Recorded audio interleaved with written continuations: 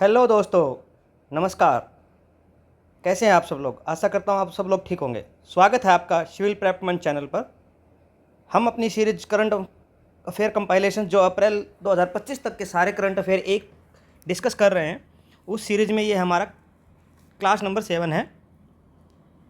आशा करता हूँ कि आपने पहले सारे छः क्लासेस देख लिए होंगे, जिससे आपका कम्प्रीहेंसिव स्टडी हो जाएगा। दोस्तों, ज़्यादा समय वेस्ट न करते हुए आगे बढ़ते हैं। ये मेरा थोड़ा इंट्रोडक्शन है दोस्तों। बीएससी ऑनर्स मैंने सेंट स्टीफेंस कॉलेज से किया है। आईआईटी दिल्ली से मैंने मास्टर्स इन फिजिक्स किया है। जीआरएफ मैंने फिजिक्स में AIR 51 के साथ क्वालिफाई किया था। मैंने मास्टर्स के लिए JNU DU बार्क और इनके अलावा भी बहुत सारे एग्जामिनेशन क्लियर किए थे। और मेरा 7 ईयर्स एक्सपीरियंस है कम्पिटिटिव एग्जाम्स में दोस्तों, उसमें से मैंने कुछ क्वालिफाई भी किए हैं। आज कुछ हमने क्लास 6 में वन लाइनर नेशनल में, बाकी इंटरनेशनल अफेयर में डिस्कस किए थे। अभी हम इकोनॉमिक में वन लाइनर डिस्कस करेंगे दोस्तों, जिसमें नेशनल न्यूज और इकोनॉमिक एंड फाइनेंशियल अचीवमेंट में क्या क्या है उसको डिस्कस करना स्टार्ट करते हैं। RBI का डिजिटल ट्रांसफॉर्मेशन अवार्ड है, जो Prabha digital regulatory filing system and Sarathi mobile app for financial education platform को awarded for Prabha digital regulatory filing system and Sarathi mobile app for financial education platform को मिला है। Recognised under World Bank's global digital government award 2025। ठीक है, RBI हमारा जीता है digital award for Prabha and Sarathi. 2 app के लिए RBI को अवार्ड मिला है। ठीक है, और ये वर्ल्ड बैंक के ग्लोबल डिजिटल गवर्नमेंट अवार्ड के अंडर आता है दोस्तों। ठीक है, उसमें नेक्स्ट आर्टिकल है हमारा, इंडिया का जो कोल प्रोडक्शन है वो 1 बिलियन टन क्रॉस कर चुका है दोस्तों, और इंडिया सेकंड कंट्री बन गया है after China to achieve this milestone. मतलब चाइना के बाद India 1 billion tonne carbon coal production के बाद करने वाला दूसरा बन गया है दोस्तों। उसके बाद IMF का फोरकास्ट है कि इंडिया 2027 तक थर्ड लार्जेस्ट ग्लोबल इकोनॉमी हो जाएगी। हम जर्मनी को सरपास कर देंगे, और जापान को हम ऑलरेडी कर चुके हैं। तो हमसे ऊपर जो है अभी USA है और चाइना है दोस्तों। USA $30 ट्रिलियन का इकॉनमी है, और चाइना $20 ट्रिलियन का इकॉनमी है, और हम 5 ट्रिलियन इकॉनमी पहुंच जाएंगे 2027 तक। ठीक है दोस्तों, और हम थर्ड आ जाएंगे। नेक्स्ट आर्टिकल है Navratna status for IRCTC and IRFC। ये हम उसमें डिस्कस भी कर चुके हैं दोस्तों, जब हमने इनको कम्प्रीहेंसिव स्टडी किया था। फिर भी एक बार देख लीजिए कि इनको नवरत्ना स्टेटस मिल गया। अगर आपको इसका पूरा जानकारी चाहिए कि महारत्ना कितनी है, नवरत्ना कितनी है, मिनी रत्ना कितनी है, क्या क्राइटेरिया है, तो आप क्लास नंबर 1 देखिए उसके लिए। ठीक है, बस ये फैक्चुअल इन्फॉर्मेशन इतना है कि नवरत्ना स्टेटस मिला है IRCTC और IRFC। इनकी फुल फॉर्म देखिए, Indian railway finance corporation IRFC होता है, और Indian railway catering and tourism corporation ये हमारा IRCTC है दोस्तों। ठीक है, ये 25वीं और 26वीं नवरत्ना बनी है। ठीक है, अगला है यस बैंक। यस बैंक को क्या है, S&P global sustainability year book में ऐड कर लिया है, और ये recognition for environmental social and governance. ठीक है दोस्तों, उसके लिए इसको ऐड किया है। अगला है TCS brand valuation. TCS brand valuation में इतना याद रखना दोस्तों कि टाटा कंसल्टेशन जो सर्विस है वो $20 बिलियन ब्रांड वैल्यू बन गई है। ठीक है, और become India's most valuable IT brand services. तो इंडिया की सबसे ज़्यादा IT ब्रांड वैल्यू वाली कौन सी है? टाटा कंसल्टेशन TCS दोस्तों। ठीक है, इतना याद रखना है बस। इंडिया की सबसे most valuable IT service brand बन गई है TCS।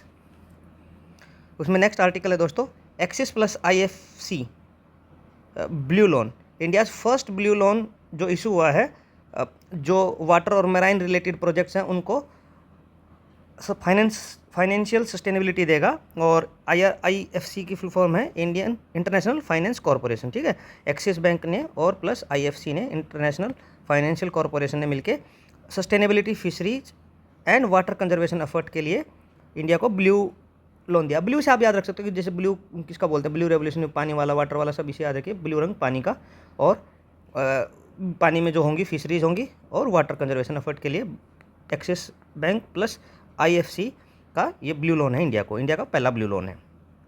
ठीक है दोस्तों, और इंडिया का जो RBI ने 6.3 से लेकर 6.8 तक इंडिया का RBI एंड वर्ल्ड बैंक ने इंडिया की ग्रोथ को प्रिडिक्शन किया है, और जो कि ड्रिवन होगा ज़्यादा से ज़्यादा डोमेस्टिक डिमांड और इंफ्रास्ट्रक्चर स्पेंडिंग के कारण।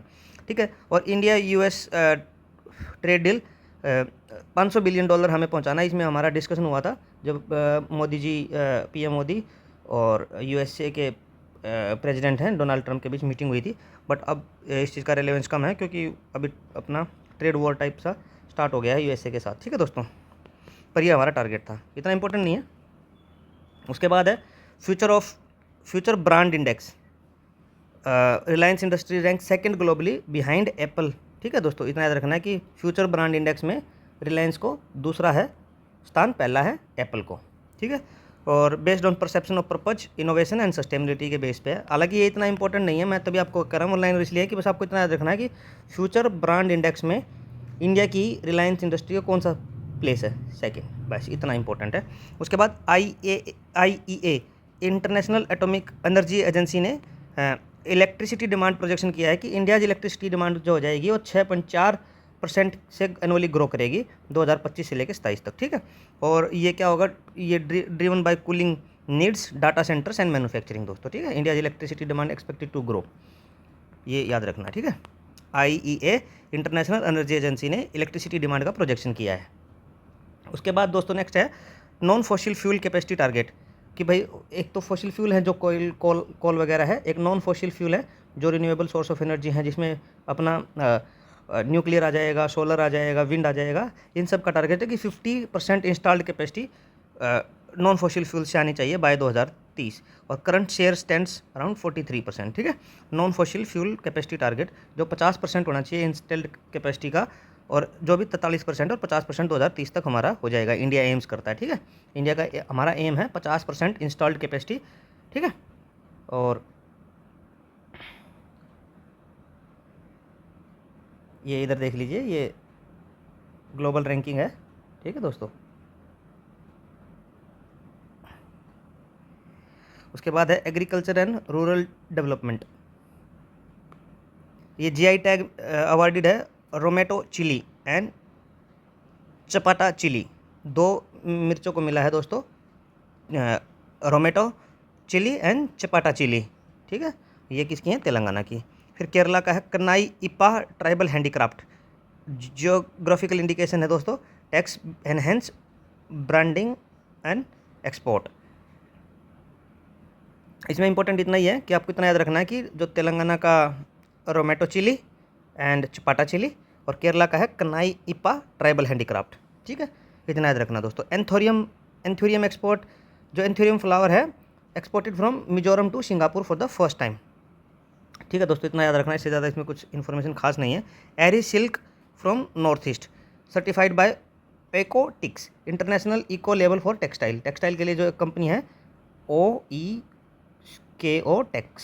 इकोटेक्स जो करती है वो सिल्क को सर्टिफाई करती है, ठीक है। International eco level for textile है, तो eri silk from North East, ये इसको सर्टिफाई मिल गया है, सर्टिफिकेशन मिल गया है, ठीक है दोस्तों। उसके बाद केरलाज गौ समृद्धि स्कीम, ठीक है, cattle insurance scheme launched for farmers, ठीक है। आपको ये पूछ लिया जाएगा कि गौ समृद्धि स्कीम लॉन्च्ड फॉर फार्मर्स और कैटल इंश्योरेंस कौन से स्टेट की है, केरला, बात खत्म दोस्तों, ठीक है। ये देख सकते हो आप, इधर एरी सिल्क है अपना, है ना। उसके बाद है छत्तीसगढ़ कैश स्कीम, क्या है, ये है 10,000 एनुअल जो ऐड मिलेगी लैंडलेस एग्रीकल्चरल लेबरर को, ठीक है। और अंडर राजीव गांधी ग्रामीण भूमिहीन कृषि मजदूर न्याय योजना, ठीक है, छत्तीसगढ़ में मिल जाएगी। किसको मिल जाएगी, जिनके पास भूमि नहीं है, लैंडलेस लेबरर है, उनको 10,000 रुपये की एनुअल ऐड मिल जाएगी, ठीक है दोस्तों।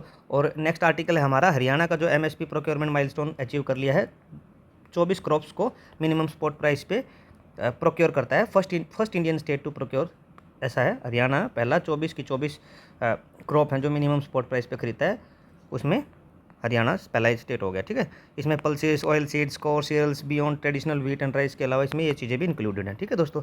फूड ग्रेन प्रोडक्शन तो हम पहले कंप्रिहेंसिव आर्टिकल में स्टडी कर चुके हैं कि 332 मिलियन टन्स के आसपास हो चुका है, और लास्ट ईयर से थोड़ा सा कम है। और affected by erratic rainfall and El Nino 23-24 का है दोस्तों। अब ये थोड़ा 24-25 में बढ़ गया है, इसको याद रखना, इसको थोड़ा करेक्ट कर लेना। 24-25 में जब नेक्स्ट है वो 356 मिलियन टन्स के आसपास है, जो हमने डिस्कस भी किया था पहले किसी आर्टिकल में। एरिया कम हुआ है और ये बढ़ गया है, ठीक है। और रेनफॉल और एल नीनो कंडीशन के कारण ऐसा हुआ था, ठीक है। उसके बाद है पल्सिस सेल्फ सफिशिएंट मिशन। ये है 6 year plan to boost production of arhar, tur, urad and masoor, ठीक है। और aims to reduce import dependence by 60%। हम जो भी इंपोर्ट करते हैं 100, तो उसमें 60% तक का रिडक्शन करना है 2030 तक, जिसमें हम दालें में सेल्फ सफिशिएंसी हासिल करेंगे, जिसमें 6 ईयर का प्लान है, 24 से 30 चलेगा ये, अरहर, उड़द एंड मसूर के लिए, ठीक है दोस्तों। अगला है जल जीवन मिशन एक्सटेंडेड टू 2028, ठीक है। इसमें क्या है, rural house hold tap connection now targeted for the completion by March 2028। 80% coverage हो जाएगा, ऑलरेडी है, और हम 100% हो जाएंगे आगे। ये है जल जीवन मिशन रूरल हाउस होल्ड में tap connection, rural house hold में टैप कनेक्शन हो जाएगा 2028 मार्च तक फुल हो जाएगा, ठीक है। वैसे अभी 80% है। ये आपको लग रहा होगा कि थोड़ा सा मोनोटोनस हो रहा है कि ये लाइन बाय लाइन पढ़ा जा रहा है और ये एक इन्फॉर्मेशन है, उसका आंसर बताया जा रहा है। ये मैं आपको ऐसे भी दे सकता था कि भाई आप वीडियो रिकॉर्ड, मतलब रिकॉर्ड की भी जरूरत नहीं है, आपको ये दे दिया जाए और आप पढ़ लो। बट इसमें क्या होता है, एक बार कुछ किसी को सुनने से याद हो जाता है। हालांकि ये इन्फॉर्मेशन ऐसे ही दी जाएगी, इसका कोई दूसरा वे है नहीं। अब आगे तो जैसे अभी एक्सरसाइजेज आएंगी, बुक्स आएंगे, तो उसमें तो अपन कुछ भी कर भी नहीं सकते हैं, वो ऐसे ही पढ़नी है। और वो पढ़ना है तो आपको बस किसी को सुनने से याद हो जाता है, तो इसलिए पढ़ेंगे बस उसको। यही एम है, ताकि उसको कम्प्रिहेंसिव स्टडी हो जाए, ताकि एक जगह सारी चीज़ें आपको मिल जाएँ। और ये पल्सिस का जो हमने पढ़ा है, मिशन फॉर आत्मनिर्भर इन पल्सिस, ठीक है, 6 ईयर्स का, ये यहाँ से ये आर्टिकल उठाया गया है दोस्तों, ठीक है। आप देख लीजिएगा इसको। नेक्स्ट है गवर्नेंस एंड पॉलिसी इनिशिएटिव्स में। आगे है Rajiv Gauba appointed full time NITI Aayog member. ये पहले अपने कैबिनेट सेक्रेटरी थे, अब इनको फुल टाइम नीति आयोग का मेंबर बना दिया, ठीक है।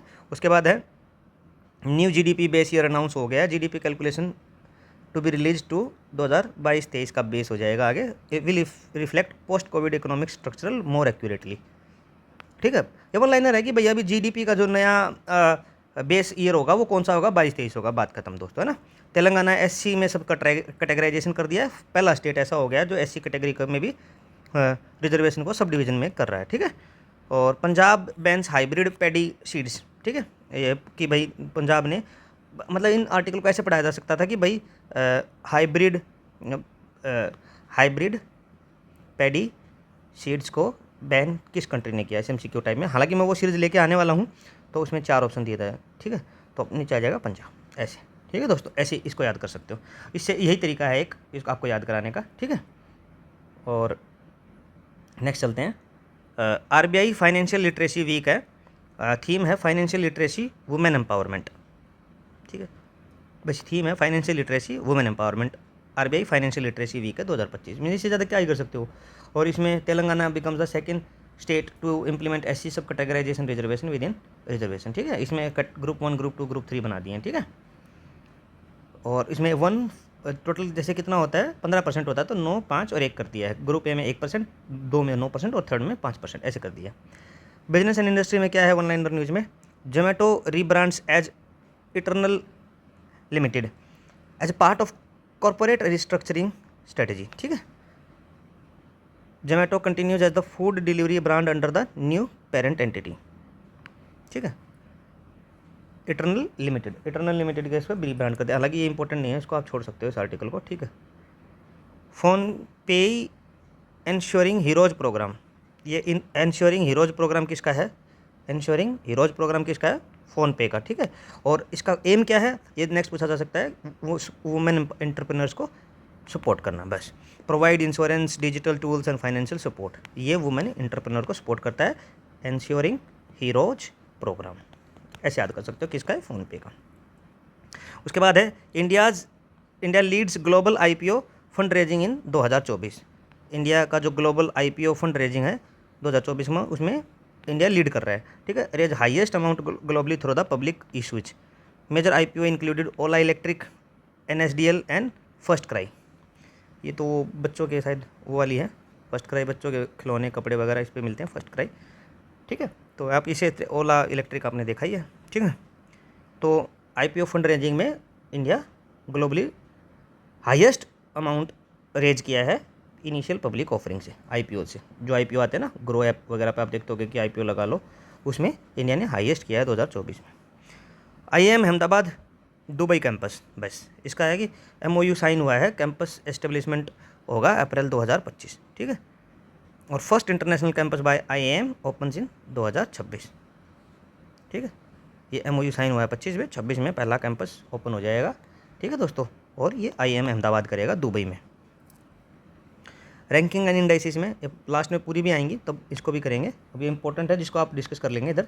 ठीक है, Knight Frank wealth report. Night ये ऐसी है कि जो मतलब कम उसमें नॉर्मल जब हम करते हैं रैंकिंग उसमें कवर नहीं होती है, तो ये एक कहीं कहीं जैसे इंडिया की रैंकिंग अच्छी रिफ्लेक्ट होती है, तो उन जैसे पहले आया था ट्रस्ट वाली, ट्रस्ट में इंडिया सेकंड से थर्ड पे हो गया था, ऐसे कुछ करके इसमें फोर्थ में है ना, fourth globally in miles millionaire population. ठीक है, millionaire household projected to rise rapidly in India's top 10 cities. ठीक है, और number of high net worth individuals. ठीक है, number of high net worth individual.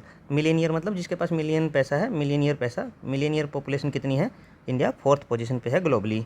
ठीक है, और ये है नाइट फ्रैंक वेल्थ रिपोर्ट, मतलब मिलेनियर की पॉपुलेशन निकाल रहा है कि किसमें सबसे ज़्यादा है, किस कंट्री में। USA में है 955 के, मतलब इतने के थाउजेंड है ना, एक के मतलब ऐसे 905 के, तो 100 के का ऐसे करके इसको याद रख सकते हो कि 100 100 के, एक के, दो के, ऐसे 100 के 1 लाख, ऐसे 9 लाख ऐसे करके।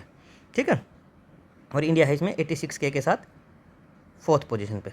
ठीक है, इंडिया 86 के साथ मिलेनियर की कैटेगरी में सबसे ज़्यादा मिलेनियर कहाँ पे हैं, इंडिया इसमें फोर्थ है, पहले पे USA और चाइना तो ऑब्वियस बात है, सेकंड थर्ड पे यहाँ जापान को आपको याद रखना है, और फोर्थ पे है इंडिया। ठीक है, ये आपको याद रखना है। फिर इंटरनेशनल न्यूज़ में क्या है, ग्लोबल ट्रेड एंड इकोनॉमी में ट्रंप का जो टैरिफ है इंडिया पे, impose 26% tariff on Indian steel export. अब तो ये बढ़ के सब चीज़ों पे लगा रहा है, कुछ कुछ चीज़ें छोड़ के, जैसे फार्मास्यूटिकल वगैरह 25% लगाया, फिर 50% कर रहे हैं, और अभी इंटरनेशनल कुछ प्रेशर भी हम पे डाल रहे हैं। ठीक है, उसके बाद नेक्स्ट है El Salvador legalises bitcoin again, continues use of bitcoin as legal tender amid IMF opposition. ठीक है, मतलब अभी रिसेंटली न्यूज़ में क्या है कि भाई जिसने बिटकॉइन को लीगलाइज किया है, इस तरीके से पूछा जा सकता है, legalise bitcoin again El Salvador.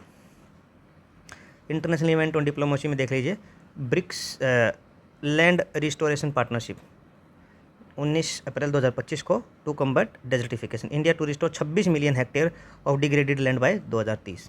ठीक है, ब्रिक्स लैंड डिग्रेडेशन पार्टनरशिप हुई है, जिसमें इंडिया ने वादा किया 26 मिलियन हेक्टेयर लैंड को रिस्टोर करेंगे 2030 तक। ठीक है, और Kuwait support India UNSC bid.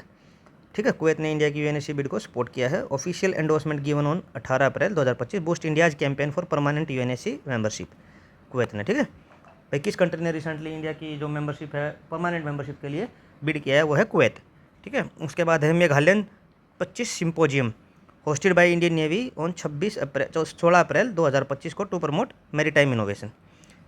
ये ऐसी ही इन्फॉर्मेशन है दोस्तों, जैसे मतलब कि 25 सिंपोजियम है ना, तो मेघायन 25 सिंपोजियम किसने होस्ट किया, इंडियन नेवी ने। ठीक है, तो क्या करेगा ये, प्रमोट मैरीटाइम इनोवेशन करेगा, मतलब इसी तरीके की इन्फॉर्मेशन है। इसमें ज़्यादा आप करोगे तो फिर तो बहुत लंबे लंबे आर्टिकल्स हो जाएंगे, इतना इंपॉर्टेंट नहीं है दोस्तों, है ना। एशिया अंडर 18 एथलेटिक्स 2025 में दम्माम सऊदी अरबिया में अप्रैल 15 2025 को हुई है। ठीक है, India secure 8 medal under 18 athletics में। अम्बेडकर डे डिक्लेयर्ड इन, ठीक है, न्यूयॉर्क सिटी।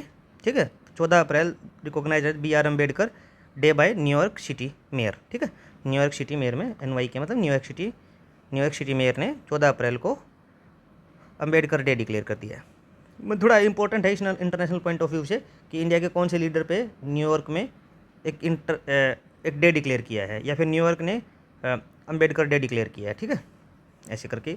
इंफ्रास्ट्रक्चरल इनोवेशन में क्या है, China Huajiang grand canyon bridge 625 metre height का अनाउंस हुआ है, वर्ल्ड हाईएस्ट ब्रिज हो जाएगा। ठीक है, वर्ल्ड का हाईएस्ट ब्रिज हो जाएगा China's Huajiang grand canyon bridge. ठीक है, उसके बाद ये है, इसका पिक्चर है, Japan 3D printed railway station, world's first fully 3D printed station inaugurated on April 10 2025 in Tokyo. ठीक है, 3D printed railway station, 3D printed railway station किसका है, फर्स्ट, वर्ल्ड का first 3D printed railway station, नीचे आ जाएगा option में Japan. ठीक है दोस्तों, उसके बाद है एम्प्लॉयमेंट और फ्यूचर रिपोर्ट में ये वर्ल्ड इकोनॉमिक फोरम निकालता है future of job report, 170 million new jobs globally हो जाएंगे 2030 में। कुछ इसमें हमने पढ़ा भी था कि 98 स्ट्रक्चरल चीज़ के कारण कम हो जाएंगे और नेट गेन हो जाएगा 72 का। ऐसा कुछ हमने न्यूज़ पहले भी पढ़ी है कंप्रिहेंसिव में, ठीक है दोस्तों। और jobs to emerge in AI, health care and green energy sector में, ठीक है, वर्ल्ड इकोनॉमिक फोरम निकालता है, पहले भी कर चुके हैं इस आर्टिकल को। स्पोर्ट्स में क्रिकेट क्या क्या अचीवमेंट है। विराट कोहली T20 में 13,000 स्कोर करने वाले पहले प्लेयर हो गए हैं, ऐसा करके एक न्यूज़ आई है। Gongadi Trisha under nineteen women T20 world cup player of the tournament 309 run के साथ, ठीक है। त्रिशा गोंगाडी ने 309 रन बनाए हैं under-19 women's T20 world cup में। Smriti Mandhana ICC women ODI cricketer of the year Smriti Mandhana ji बनी है। Jasprit Bumrah BCCI best international male cricketer Polly Umrigar award फरवरी में 2025 में इनको मिला है। Jasprit Bumrah ICC men's cricketer of the year 2024 है, सर गैरफील्ड सोबर्स अवार्ड में इनको मिला है। तो इसमें आप याद रखिएगा कि जो ICC's women ODI cricketer of the year कौन है, स्मृति मंदाना जी हैं, और ICC men's cricketer of the year में हमारे जसप्रीत बुमराह जी हैं। और सचिन तेंदुलकर को MCCC मेलबर्न क्रिकेट ग्राउंड का इसके तरीके से ऑनररी मेंबरशिप मिली है, ठीक है। और जे शाह है Forbes India icon of the excellence 2025, Forbes Indian icon of excellence में जे शाह जी को मिला है, ठीक है। और BCCI secretary Devajit Saikia appointed replacing Jay Shah, और BCCI established in 1927 headquarter in Mumbai. तो थोड़ा देख लीजिए, पहले BCCI के जो सेक्रेटरी थे वो थे जे शाह जी, उनको रिप्लेस करके देवजीत सैकिया अपॉइंटेड हुए हैं और ये ICC के चेयरमैन बन गए हैं, ठीक है। और BCCI 1927-28 में एस्टेब्लिश हुआ था और हेडक्वार्टर उसका बॉम्बे में है, ठीक है दोस्तों। अदर इवेंट्स में क्या है स्पोर्ट्स में, Tara and Tejas mascot for first kho kho world cup 2025, ठीक है। ये मास्कॉट है फर्स्ट खो-खो वर्ल्ड कप 2025 जो हुआ है उसका, तारा एंड तेजस। उज्ज्वला है mascot for Khelo India para games, Ujjwala. खेल रत्न 2024, ठीक है, मनु भाकर को शूटिंग में, ठीक है, और D गुकेश को चेस में, परवीन कुमार को हॉकी में, और हरमनप्रीत सिंह को भी हॉकी में, इन सबको मिला है, ठीक है दोस्तों।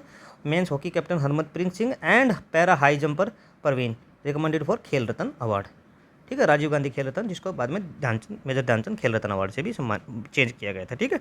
इंडिया गोल्ड मेडल विनर है एट 45th चेस ओलंपियाड में, मैन और वुमेन दोनों में, ये बहुत पहली बार हुआ है और ये रिमार्केबल अचीवमेंट है इंडिया का। इस पर क्वेश्चन पूछने के पूरे चांस है दोस्तों कि किस गेम में वर्ल्ड हमने गोल्ड मेडल जीता है वर्ल्ड कप में, चेस ओलंपियाड में, मैन और वुमेन में दोनों में।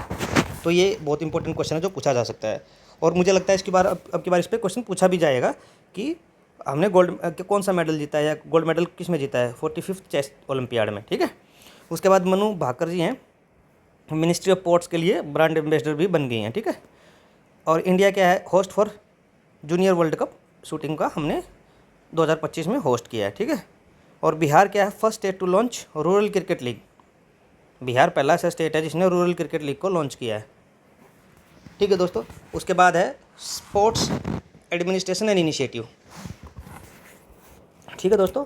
और इंडियन ओलंपिक एसोसिएशन ने, इसको लिख देते हैं इधर full form, Indian Olympic association ने इच्छा जताई है 2036 में ओलंपिक को होस्ट करने की, ठीक है।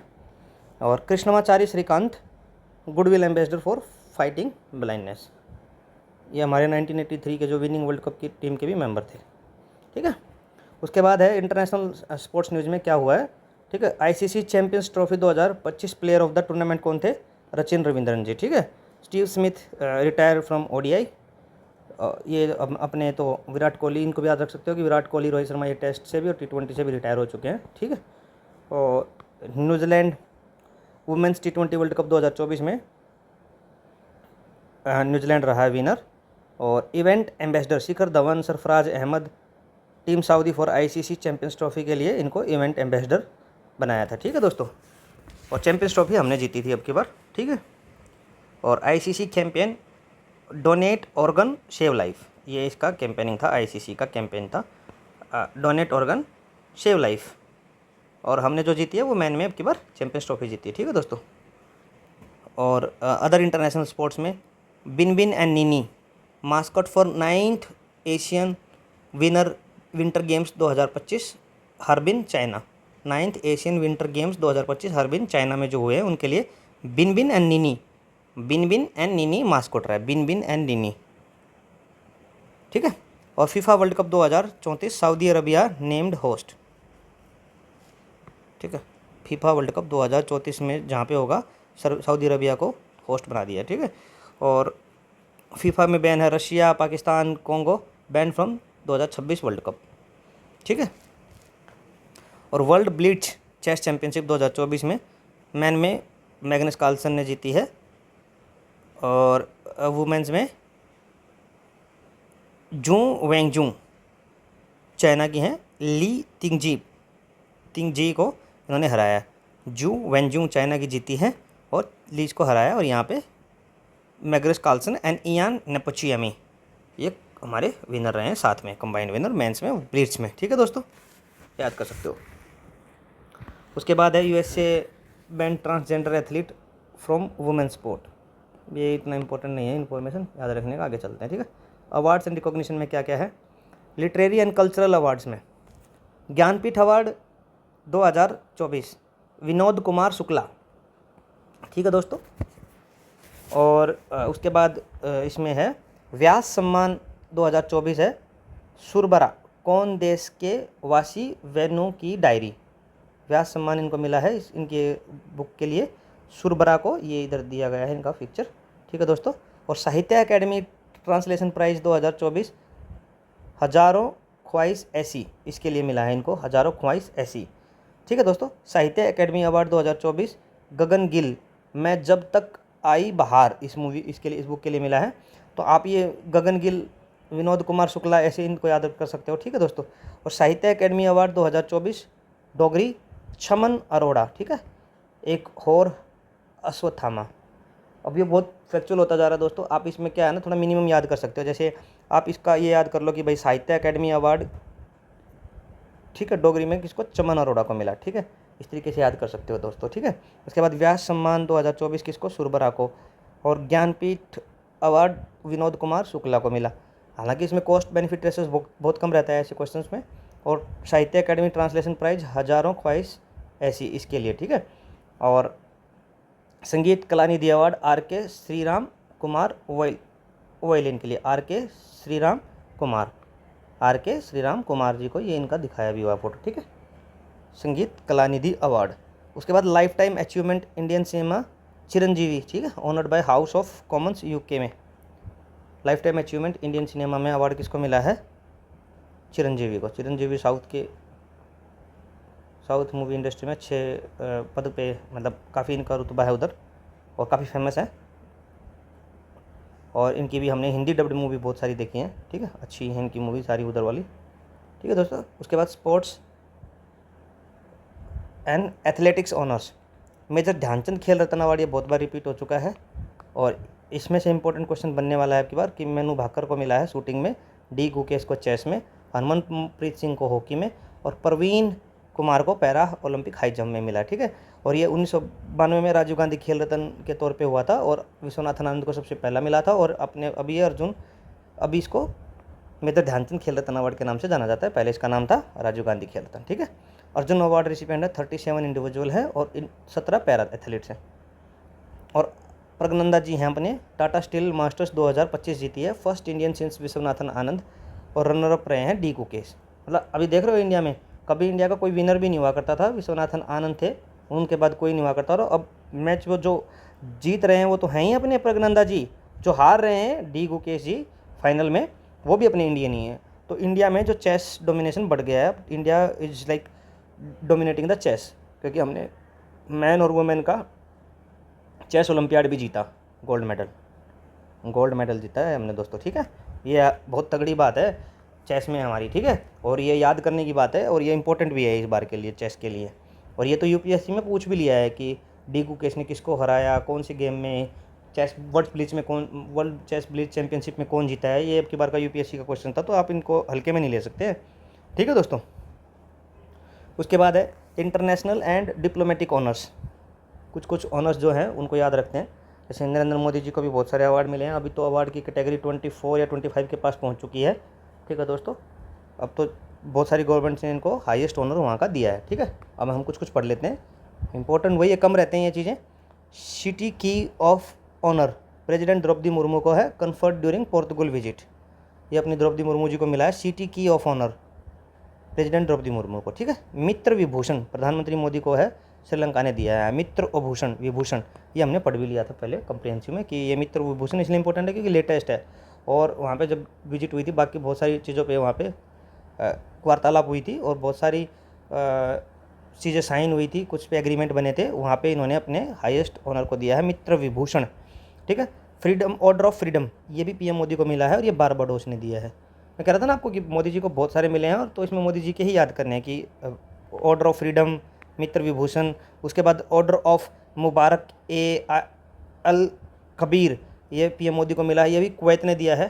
तो मुबारक है थोड़ा याद रखिएगा, थोड़ा मुस्लिम नेम है, मुबारक ए कबीर, तो कौन सी कंट्री है? कुवैत इधर ही पड़ती है, तो उन्होंने दिया है, ठीक है दोस्तों। Prince Michael road safety award ये गवर्नमेंट ऑफ इंडिया को मिला है और मोरक्को में मिला है, ठीक है। गवर्नमेंट ऑफ इंडिया को मिला है Prince Michael road safety award, ठीक है दोस्तों। बहुत फैक्चुअल है दोस्तों, ऐसे ही करना है इनको याद, और कुछ कर भी नहीं सकते इसमें, ठीक है। और Stockholm water prize 2025 Gunter Bloschl, one liner information है, जितना याद रह जाए अच्छी है, ठीक है दोस्तों।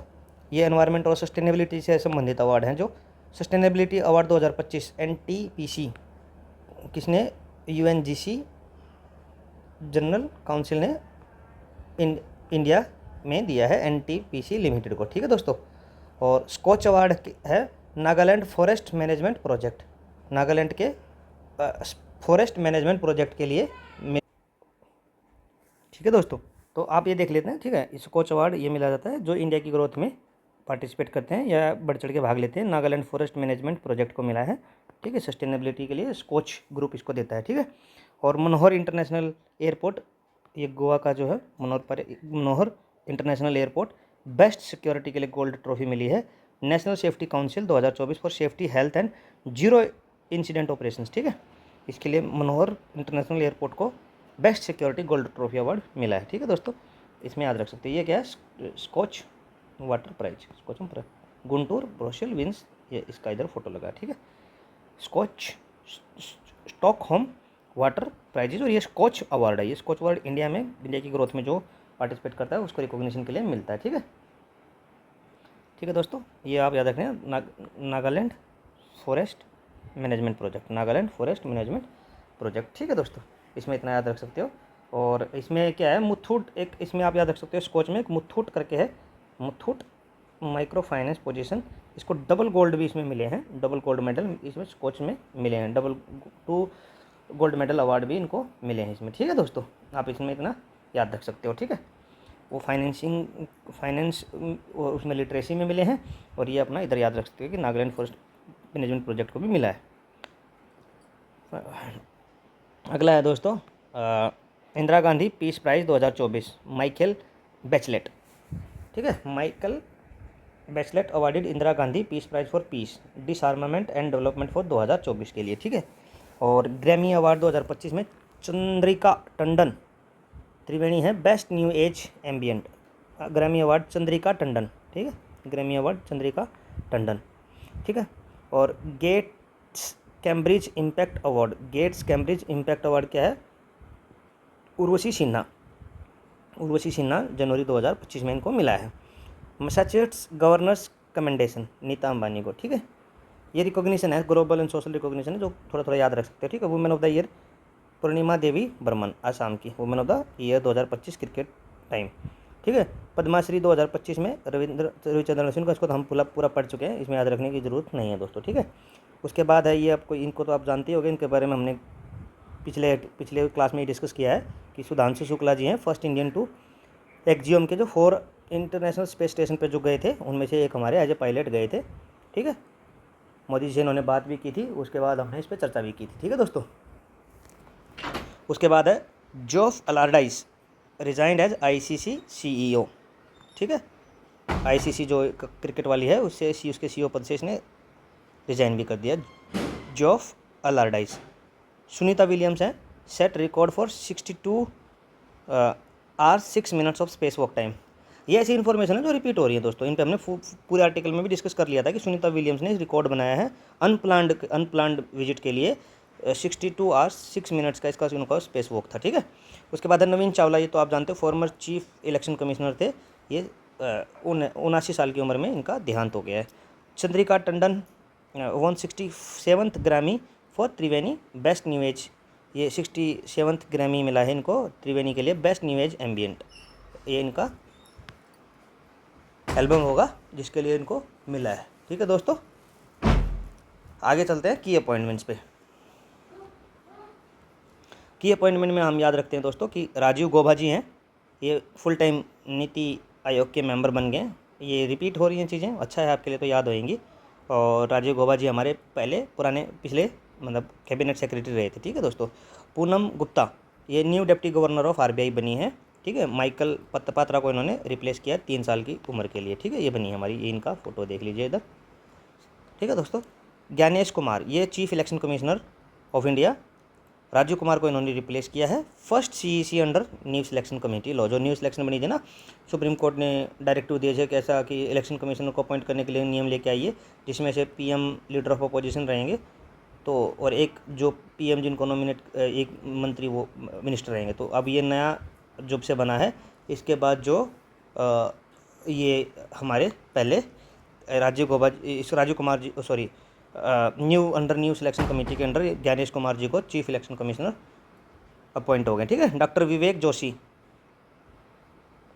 ये appointed as a new member of 3 member election commission, ठीक है। न्यू मेंबर हैं ये डॉक्टर विवेक जोशी, जो पहले क्या था ना, देखो मैं बताता हूँ आपको, ऐसे था पहले कि 3 मेंबर होते हैं इलेक्शन कमीशन, एक इधर मान लो, और ये मान लो चीफ इलेक्शन कमिश्नर, और ये थे इलेक्शन कमिश्नर। तो ये ज्ञानेश कुमार जी तो इधर पहुँच गए, ये बाहर निकल गए राजीव कुमार जी, तो अब ज्ञानेश जी की जगह खाली होगी, तो यहाँ डॉक्टर विवेक जोशी को फिल कर दिया, ठीक है। ऐसे 3 होते हैं, 3 मेंबर बॉडी है अपनी इलेक्शन कमीशन, ठीक है। उसके बाद है Tuhin Kanta Pandey, new chairperson of SEBI हैं, माधवी पुरी बूच को इन्होंने रिप्लेस किया है, ठीक है। Tuhin Kanta Pandey new chairperson of SEBI, ठीक है दोस्तों। और शांति कांता दास जो हमारे हैं वो अपॉइंटेड प्रिंसिपल सेक्रेटरी टू प्रधानमंत्री नरेंद्र मोदी, ठीक है दोस्तों। शांति कांता दास जो हमारे हैं प्रिंसिपल सेक्रेटरी हुए हैं प्रधानमंत्री मोदी के। शांति कांता दास को जानते हैं, पहले आरबीआई गवर्नर हुआ करते थे, ठीक है दोस्तों। अब ये पता नहीं डिमोशन हुआ है प्रमोशन हुआ है, पर ठीक है, principal secretary to prime minister of India बने हैं नरेंद्र मोदी, ठीक है दोस्तों। उसके बाद है अशोक सिंह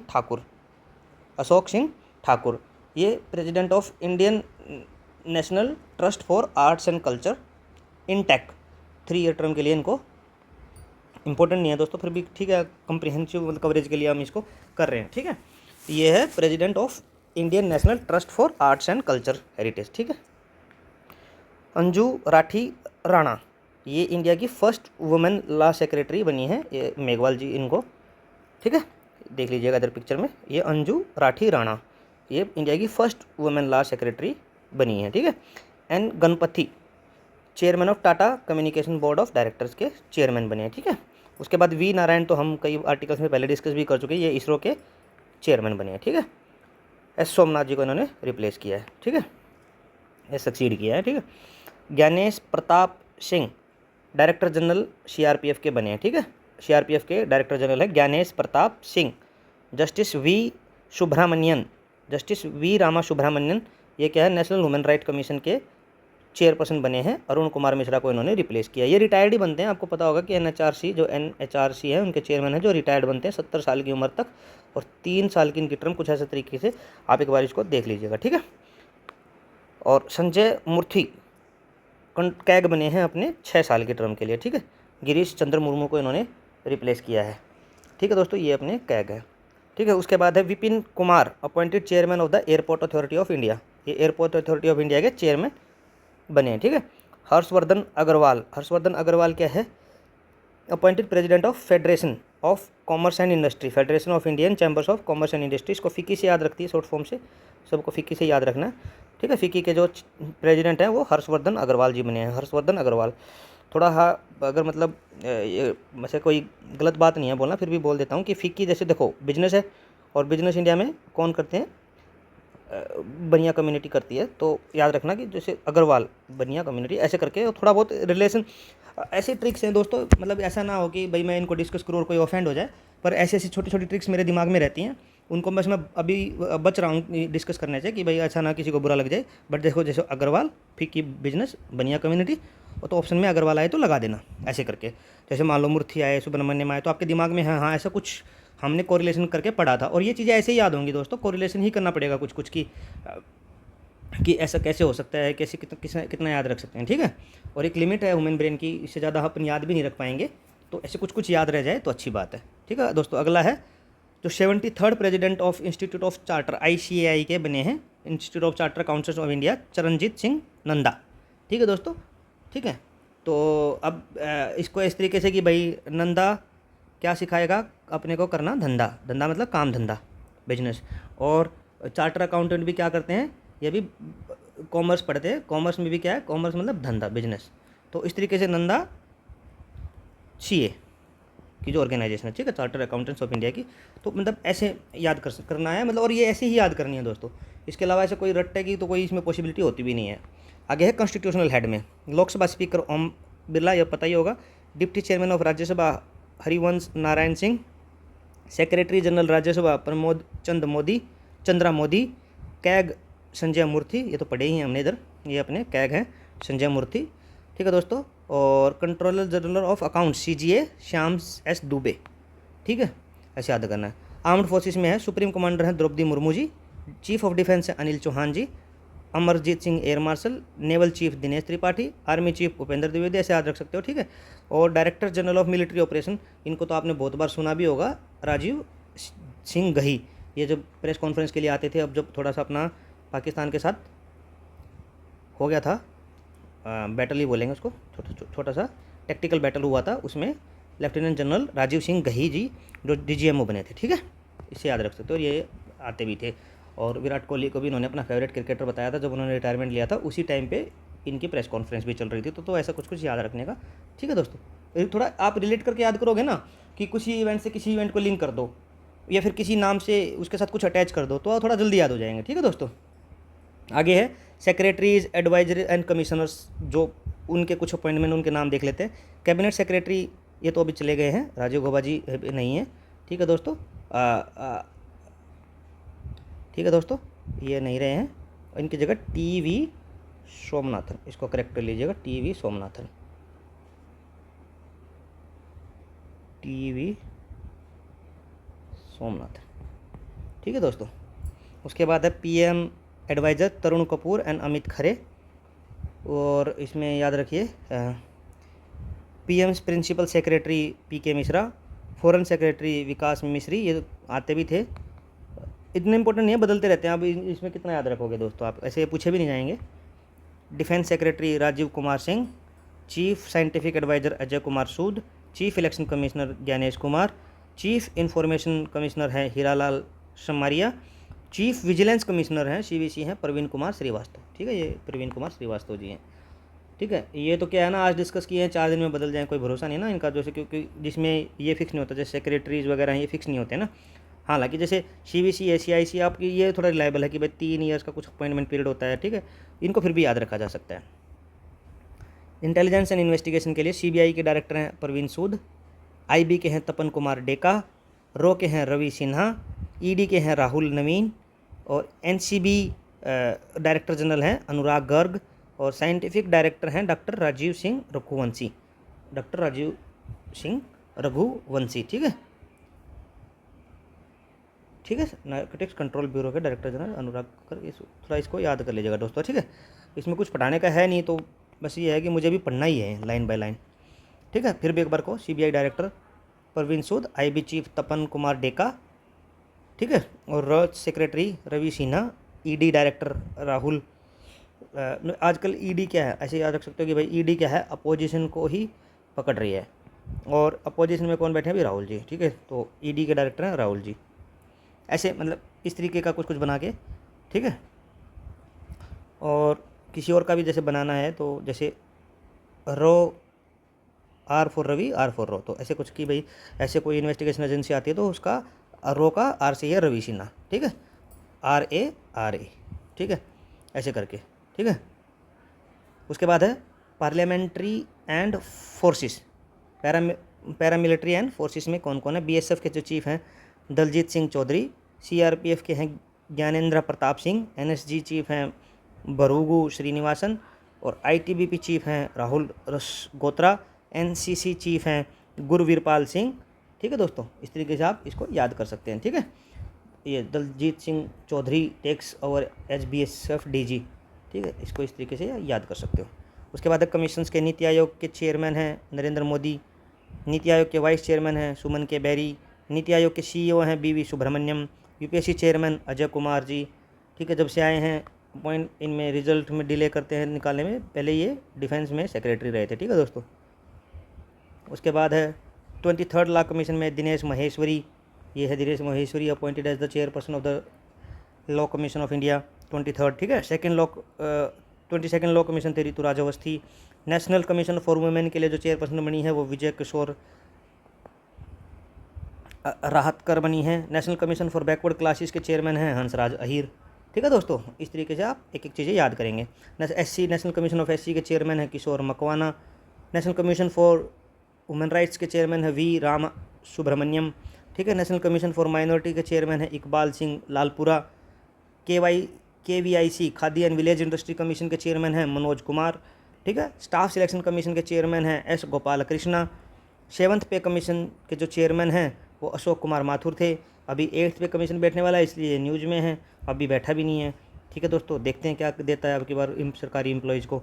ठीक है, 16th फाइनेंस कमीशन के चेयरमैन हैं अरविंद पनगरिया जी। कंपटीशन कमीशन ऑफ इंडिया के जो चेयरपर्सन है वो है रवनीत कौर। ठीक है, national commission for scheduled tribe के जो चेयरमैन है अंतर सिंह आर्या। ठीक है दोस्तों, ऐसे आप याद रख सकते हो। बोर्ड्स, ट्रिब्यूनल एंड काउंसिल्स के क्या क्या है। रेलवे बोर्ड चेयरमैन हैं सतीश कुमार जी। सेबी चीफ हैं तुहिन कांत पांडे। सीबीएसई चीफ हैं राहुल सिंह। ट्राई चेयरमैन हैं अनिल कुमार लाहौटी। NHAI चेयरमैन है संतोष कुमार यादव। NGT चेयरमैन है प्रकाश श्रीवास्तव। आप इनको तो जानते होगा ना दोस्तों, जैसे telecom regulatory authority of India, मैं इनको पढ़ नहीं रहा हूँ। National highway authority of India, CBSE को भी जानते होगे फुल फॉर्म। सेबी की भी ये जानते होगे आप, security exchange board of India. तो ये जैसे मुंबई में इनका हेडक्वार्टर है। इतनी इन्फॉर्मेशन आपके लिए स्टैटिक का पार्ट है दोस्तों। अब मैं जो कह रहा हूँ वो सिर्फ मैं एक वन लाइनर करंट अफेयर के लिए बता रहा हूँ। जैसे NGT नेशनल ग्रीन ट्रिब्यूनल के चेयरमैन कौन बनेंगे, प्रकाश श्रीवास्तव। तो आपको ये सब चीज़ें तो पता होनी चाहिए। ठीक है, मैं उम्मीद करता हूँ आपसे सीरियस एस्पिरेंट हो तो ये सब चीज़ें तो आपको आती होंगी। उसके बाद RBI के governor Sanjay Malhotra ji. UGC chairman हैं विनीत जोशी जी। नालंदा यूनिवर्सिटी चांसलर हैं अरविंद पनगरिया जी।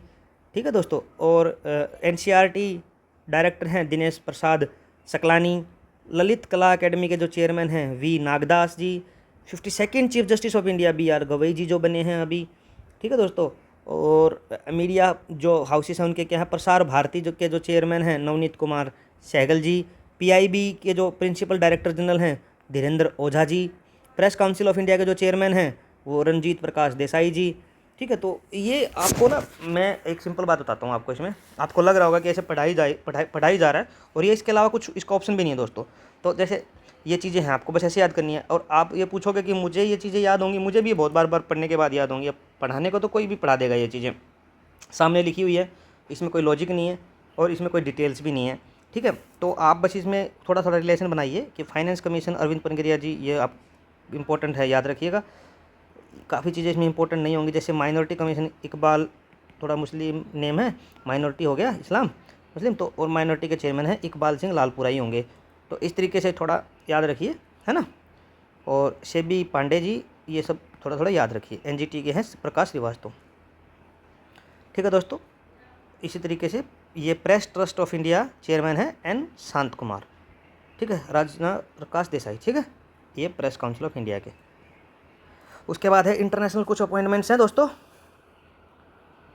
इंटरनेशनल अपॉइंटमेंट्स में N चंद्रशेखरन, ये क्या है, IMF के advisory council on entrepreneurs and growth के लिए मेंबर अपॉइंट हुए हैं N चंद्रशेखरन।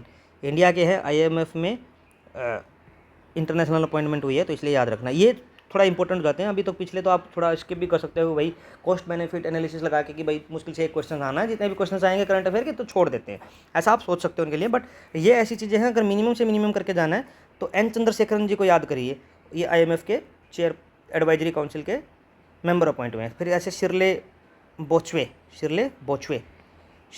के और हैं 7 सेक्रेटरी जनरल हैं कॉमनवेल्थ ऑफ नेशंस के, ठीक है। फर्स्ट अफ्रीकन वुमेन है to hold the position succeeding Patricia Scotland.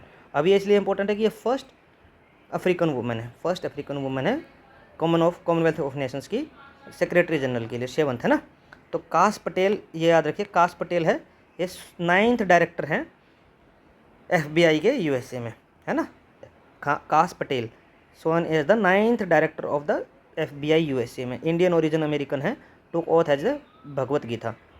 और ये क्यों इंपॉर्टेंट है, इन्होंने भागवत गीता पे शपथ ली है और 9th डायरेक्टर बने हैं FBI के, और ये इंडियन ओरिजिन अमेरिकन है अमेरिकन पर इंडियन ओरिजिन के, ठीक है दोस्तों।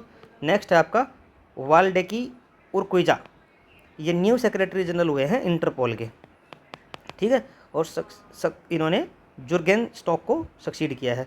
तो अब इंटरपोल के कोई पूछे इंटरपोल के सेक्रेटरी जनरल कौन है, इंटरपोल के सेक्रेटरी जनरल कौन है, वेल्डेकी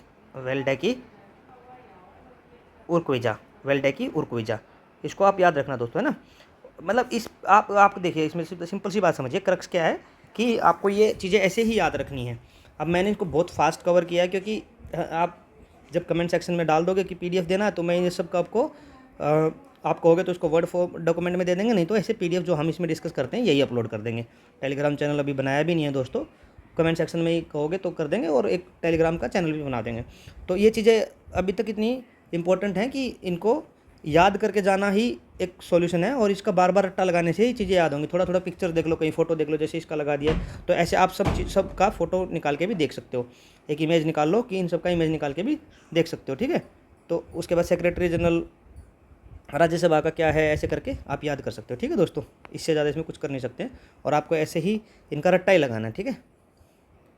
कुछ scientific chief scientific adviser Ajay Kumar Sood, ऐसे करके सूद साइंटिफिक एस से सूद, एस से साइंटिफिक, ऐसे करके कि चीफ साइंटिफिक एडवाइजर है अजय कुमार सूद, ठीक है दोस्तों। और इससे ज़्यादा तो अब क्या ही इसमें डिस्कस करें, आप एक बार इसको अपने एंड पे देखिएगा, बार बार, एक बार नहीं, 2 बार नहीं, 3 बार लेक्चर को सुनिएगा, आपको याद हो जाएंगे।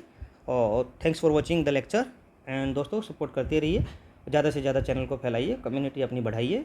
और अगर हमारे 1000 सब्सक्राइबर होंगे तो आप कहोगे तो मैं इसको वर्ड डॉक्यूमेंट में भी लिख के आपको वर्ड अपलोड कर दूंगा दोस्तों, ठीक है। और आज के लिए इतना ही, धन्यवाद, मिलते हैं नेक्स्ट लेक्चर में दोस्तों।